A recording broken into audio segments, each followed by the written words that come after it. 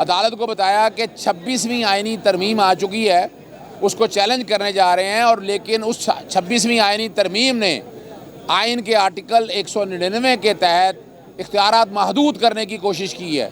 बुनियादी हक़ के तहफ़्फ़ुज़ के लिए जो इख्तियारात मौजूद हैं वो इस्तेमाल होने चाहिए, वो इस्तेमाल नहीं हो रहे हैं। और कोशिश उन्होंने की है कि पार्लियामान ने बुनियादी हकूक़ का, चाहे सुओ मोटो इख्तियार हो या हाई कोर्ट का इख्तियार हो, उसको महदूद करने की कोशिश की है। ये एक बहुत बड़ी साजिश है अवामी मसाइल के हवाले से। लेकिन फिर भी उस चीज़ को सामने रखते हुए एक नई आइनी दरख्वास्त दायर की है, जिसके अंदर ये मौक़िफ़ इख्तियार किया है कि ये वाले मामलात जितने भी हैं अब लाहौर हाई कोर्ट सुन सकती है। बुनियादी हकूक़ के तहफ़्फ़ुज़ के लिए अदालत ने उस आइनी दरख्वास्त के ऊपर नोटिस जारी कर दिया है, जिसमें वफाकी हुकूमत, सूबाई हुकूमत 127A का भी नोटिस जारी कर दिया गया है। दूसरी जो बात बड़ी अहम है, 144 के नफाज के हवाले से मामला जस्टिस नदीम अरशद साहब के पास आया।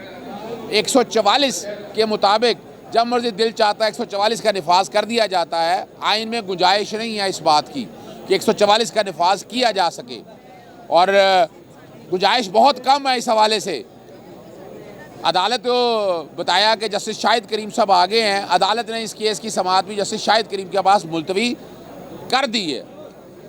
इसी तरह 137 सेक्शन जो नाअहली की बात करता था, इमरान खान साहब को 120 दिन गुजरने के बाद नाअहल किया गया, जो इलेक्शन कमीशन का इख्तियार नहीं है। ना ही स्पीकर के पास इख्तियार है कि वो ये इख्तियार इस्तेमाल कर सके।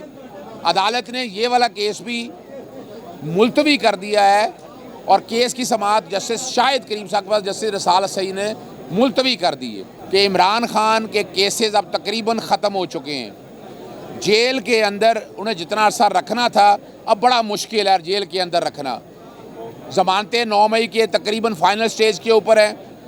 उसके अलावा तोशा खाना में बुशरा बीबी की ज़मानत हो चुकी है।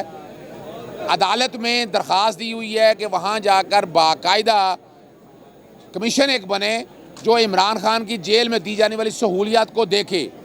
वो सहूलियात नहीं देखी जा रही हैं, वो सहूलियात आवाम को बताई जाएं। जिस तरह 26-27 दिन मुलाकातें रोकी गई इमरान खान के ऊपर, इमरान खान को जेल में तकलीफ़ें पहुँचाई गई, ये कमीशन ही है वो जाकर देख कर अदालत के सामने ये सारे मामलात लेकर आए।